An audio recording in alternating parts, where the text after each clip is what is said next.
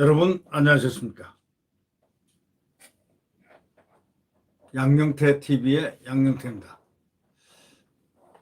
오늘은 김순덕 그 칼럼을 한번 보면서 느낀 점을 한번 얘기를 해보고 싶습니다. 이 김순덕 대기자는 이 동아일보 대기자입니다. 아주 명쾌한 칼럼을 쓰기로 유명합니다. 정치적인 어떤 촉수를 다룬 명쾌한 화살 같은 칼럼.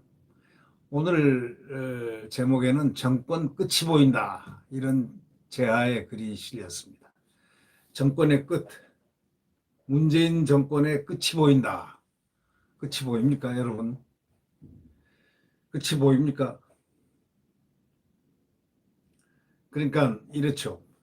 부동산 부분만큼은 할 말이 없는 상황에다가 그것만 빼면 꿀릴 게 없다는 자화자찬을 계속하고 있는, 그러니까 반성도 없고 국정 전환도 없는 문 대통령을 지적하고 있습니다.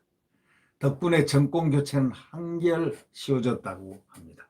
그래서 땡큐 문재인, 이렇게 되어 있습니다. 땡큐 문재인. 네, 문재인 대통령에게 이 김순덕 대기자가 상당히 고마움을 느끼는 그 인사를 정중하게 드리고 있습니다. 땡큐 문재인. 네. 문땡큐라고 하죠. 문땡큐라고. 한마디로 문땡큐. 정권의 끝이 보인다 라는 그런 제아의 글을 읽고 저는 상당히 많이 고무가 됐습니다. 아, 상당히 글이 아주 활력이 있구나, 이런 생각을 했습니다. 이 고구마를 예를 들었는데 그분이 이런 고구마가 없다, 이런 얘기죠. 10일 문재인 대통령 취임 4주년의 특별연설과 기자회견을 본 다음부터 삶은 고구마 먹고 체한 것처럼 명치 끝이 답답하다는 겁니다, 지금까지. 그러니까 삶은 고구마를 먹으면 잘못하면 이 체하지 않습니까? 딱 막혀가지고 이 내려가질 않죠. 그런 느낌을 받는데, 이 10일 문재인 대통령 취임 4주년 특별연설 그 기자회견을 본 다음부터는 완전히 삶은 고구마 먹고 체한 것처럼 명치가 꽉 답답하다, 이런 얘기입니다. 문 대통령이 별명이 말이죠, 대선 주자 시절에 고구마였다고 합니다. 그것도 저는 처음 알았던 사실인데, 왜 문 대통령 별명이 왜 고구마였을까요? 이재명은 빠르고 명쾌한데 문재인은 느리고 모호하고, 모호하다는 건 애매모호하다, 이런 얘기죠.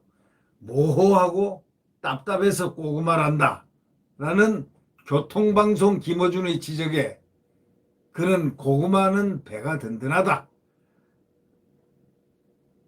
저는 든든한 사람이다 라고 큰 소리 쳤다는 겁니다. 그러니까 대선주자 시절에 문 대통령 별명이 고구마인데 그 이유가 이재명은 빠르고 명쾌한데 문재인은 느리고 모호하고 답답해서 고구마란다는 그런 교통방송 김어준의 지적, 김어준이가 지적을 한 겁니다. 그러니까 그는 고구마는 배가 든든하다, 저는 든든한 사람입니다 라고 큰 소리를 쳤다는 겁니다. 이것 또한 사실입니다. 이것 또한 사실인지 모르지만 뭐 사실이니까 기자가 이렇게 쓰는 겁니다. 사실이 아니면 절대 쓰지 않는 김순덕 기자입니다. 네. 만일 이번에 이제 문 대통령이 보선을 통해 가지고 엄중 심판을 하는 민의를 받들어 가지고 국정 전반을 재검토하겠다든가, 또는 상당히 겸허하게 모든 것을 되돌아보면서 다시 개선을 하겠다든가, 이렇게 만약에 겸손하게 밝혔다면은 국민들은 차라리 좀 그래도 대통령이 저러니 든든하다라는 걸 막 그렇게 안 했을까라는 그런 의문을 제기하면서, 탁현민식 쇼라는 게 나중에 드러나는 잠시는 나라의 희망을 가질 수 있었다. 탁현민식의 쇼라는 게 나중에 드러나도 잠시는, 잠깐 동안은 나라의 희망을 가질 수 있었다는 겁니다. 그러나 그렇지 않았다, 결과는. 그런 얘기죠. 대통령은 그러지 않았다는 겁니다. 딱 뭐라고 했습니까? 그날 그 기자회견이라든가 특별회견, 이걸 특별연설을 들은 국민들은 아마 아연실색했을 가능성이 높습니다. 뭐라고 했냐면 부동산 정책에 대해서 엄중한 심판이 있었기 때문에 기존 부동산 정책 재검토를 밝혔을 뿐이고 죽비를 맞고 정신이 번쩍 들기는커녕 아직도 고구마처럼 왜 참패했는지 모른다는 얘기라는 겁니다. 부동산 실정 하나 때문에 서울 25대 빵의 선거 결과가 나올 리는 없는데 만약에 부동산 하나 가지고 뭐 서울시장이 바뀌었겠습니까? 총체적인 여러 가지가 나와 있는데 부동산만 잘못됐다는 그런 인식을 드러냈다는 그런 얘기입니다. 작년 총선 앞선 뒤에 일당 독재로 치다는 집권 세력의 그 오만 무능 이런 심판이라는 주요 일간지들이 도배를 했는데도 불구하고 사설자로 도배를 했는데도 불구하고 이것을 전혀 인식 안 하는 대통령 그런 뜻이죠. 대통령이 휴대전화로 문파 댓글은 열심히 보는지는 몰라도 주류 신문은 쳐다보지도 않는 모양이라고 설파하고 있습니다. 다시 말하자면 문파들의 댓글은 열심히 볼지 몰라도 이 정말 조간석간 네? 조선일보, 뭐 동아일보, 무슨 중앙일보, 문화일보, 석간 이렇게 이런 주류 신문들을 갖다가 아마 보지는 않을 것 같다. 쳐다보지도 않는 모양이다라고 결론을 내고 있습니다. 이 정세균 총리는 전 총리는 모를 리가 없죠. 그는 지난달 사퇴하기 이틀 전에 대선 준비 모임에서 전 법무장관 조국 사태가 선거 패배에 크게 작용했다는 강의까지 들었다. 이렇게 얘기합니다. 민심은 민생 안정을 원하는데 대통령과 친문 세력은 검찰총장 윤석열 찍어내기에 바빴고 또 뭐에 골몰했느냐. 딱 골몰한 거 하나 딱 있습니다. 대북관계에 골몰했다는 거. 그 정한울 한국리서치 전문위원회 분석을 보면 그렇다 이겁니다. 뭐라고 그러냐면 민심과 민생 안정을 원하고 있는데 민심은 뭘 원하느냐. 제발 좀 잘 살게 해달라. 민생 안정을 원하는데 대통령과 친문 세력은 검찰총장 윤석열 찍어내기에 바빴고 첫째. 두 번째 일은 북한 김정은과 관계에 골몰했다는 것. 이거 외에는 뭐가 있냐 이런 얘기입니다. 당심과 민심의 괴리가 심각하다는 더불어민주당 선거 패인 보고서와 거의 일치하는 그런 지점이라는 것입니다. 정세균이가 총리직을 집어 던진 것도 이들 세력하고 거리를 두기 위해서가 아닌가 싶습니다. 선거 때인 선거를 갖다가 아주 패한 것을 직접 목도한 정세균 실제로 방역하면서 실제로 총리하면서 봤을 거 아닙니까? 왜 오세훈이가 이기고 왜 박형준이가 이겨야만 됐는가? 그거는 국민들이 분노 때문에 이긴 거다. 그 분노는 왜 생겼는가? 바로 그것을 옆에서 이렇게 보다 보니까 정세균은 알아차린 것 같다 이거예요. 그러니까 거리를 두기 이런 세력들하고 거리를 두기 위해서 떠난 거 아닌가. 빨리 서둘러서 총리직을 집어 던지고 인수인계도 안 하고 말이죠. 바로 튀어버렸다. 이런 얘기죠. 그러니까 선거 패인 같은 중요한 문제를 당정과도 소통하지 않는 대통령이 대선 주자들에게 국민과 소통하며 시대정신 찾기를 강조하니 억장이 무너질 일이 아니냐. 그렇게 정말 기차합니다. 기차해요. 누가요? 김순덕 기자가 그래서 그렇게 기차하는 그런 모습을 나타내고 있습니다. 여러분 저 뉴욕타임스에서 아마 잘 알겠지만 그 내로남불, 문정권이 내로남불이라는 겁니다. 아주 그게 내로남불이 그냥 국제어가 돼 있을 정도니 말이죠. 문정권의 그럼 시대정신은 뭐냐? 내로남불을 모르는 바는 아니지만 부동산 부분만큼은 정부가 할 말이 없는 상황이 됐다고 나머지는 다 잘한 척 이렇게 자화자찬을 했다는 것을 이 김순덕 기자는 꼬집습니다. 고 노무현 전 대통령이 취임 4년 앞두고 취임 4년을 앞두고 부동산 정책 말고는 꿀릴 게 없다 하고 자부했던 그런 과거가 절로 떠오르는 것. 부동산 정책 말고는 꿀릴 게 없다. 이거 노무현이가 한 얘기인데 아니 문재인 대통령도 이 부동산 부분만큼은 정부가 할 말이 없는 그런 상황이 됐고, 나머지는 다 잘한다, 잘한 척, 또 모든 걸 자화자찬했습니다. 너무 자신이 넘쳐가지고요.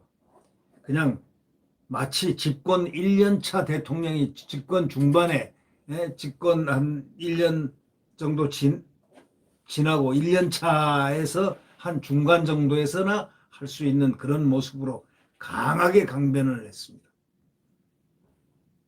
뭐라고 했는지 기억하시죠? 따지고 보면 경제도 북핵 위기 관리도 잘못한 게 없다, 이렇게 얘기했지 않습니까? 살아생전 고인이 역설했던 그날, 에? 열린우리당 의원 워크숍에서 이건 누가 한 소리냐? 노무현이가 한 소리입니다. 똑같은 거의 비슷한 궤를 보인다, 이런 얘기입니다. 따지고 보면 경제도 북핵 위기 관리도 잘못한 게 없다. 살아생전에 고인이 역설했던 그날, 열린우리당 의원 워크숍에서 분당이 됐습니다. 당 쪼개자 하고 터져나왔습니다. 문 대통령 인사검증 실패는 없다며 장관 후보자 3인 인사청문 경과 보고서를 국회에 재요청한 11일, 여당 초선 의원들이 최소 1인 낙마를 요구한 것과 비슷하게 가는 형국입니다. 지금 당이 반항을 하는 것은 말이죠, 당이 문재인 대통령에게 저항을 하는 것은 과거에 노무현 대통령 때 그 시절하고 그 시절도 맞고 내용성도 비슷하게 흘러간다는 그러한 형국이다, 이런 지적입니다. 심지어는 야권에서는 문나땡이라는 얘기가 있습니다. 문파가 나대면 땡큐, 문나땡. 문파가 나서면 나대면은 땡큐다, 이런 말이 나온다는 겁니다. 문나땡. 집권 세력이 문파에만 매달릴수록 대선에 이롭다는 뜻인데, 곧 문땡큐 소리가 곧 나올 것이라는 이 김순덕 대기자의 지적, 곧 문땡큐 이런 말이 나올 것이라는 이 대기자의 지적은 참으로 오늘의 문재인 대통령의 소위 문정권의 모습을 적나라하게 한마디로 축약한 그런 얘기인가 아닌가, 단어가 아닌가, 그런 생각이 듭니다. 문 대통령이 나설수록 말이죠, 야권의 그 단일화, 정권 교체는 도움이 된다, 이런 것을 명백하게 생각하고 있다, 이런 뜻이죠. 자신을 비판한 국민까지 고소하면서 무오류를 고소하는 대통령이라면 앞으로 지지율 떨어질 일밖에 뭐가 있겠습니까? 아니, 자신을 좀 비판했다고 뭐 대통령 좀 비판해서 마음이 좀 풀리면 괜찮겠다, 이렇게 과거에 말한 거하고 전혀 다르게 저희들은 몰랐잖아요. 그 말한 걸 가지고 그 학생을 갖다가 그 젊은이를 고발까지 한 것을 저희들은 몰랐죠. 그러니까 그걸 갖다가 무오류를 고소하는, 자기는 오류가 없다, 잘못이 없다고 고소하는 그 대통령이라면 앞으로 지지율 떨어질 일밖에 안 남았다는 것입니다. 작년 2월부터 몇 차례나 코로나 끝이 보인다, 터널 끝이 보인다, 긴 터널에 끝이 보인다, 이렇게 막 말을 한 게 한두 번이 아니지 않습니까? 그런데 지난 10일 코로나와의 전쟁에서 끝이 보이기 시작했다, 또 얘기했습니다. 도대체 터널이 몇 개나 있습니까? 터널 끝이 보인다는 말을 몇 차례나 2월 2일부터 몇 차례나 했다는데, 긴 터널의 끝이 보인다, 코로나 끝이 보인다는데, 이 그저께인가 10일 날도 코로나와의 전쟁에서 끝이 보이기 시작했다, 이렇게 얘기했지 않습니까? 코로나 끝은 모르겠고,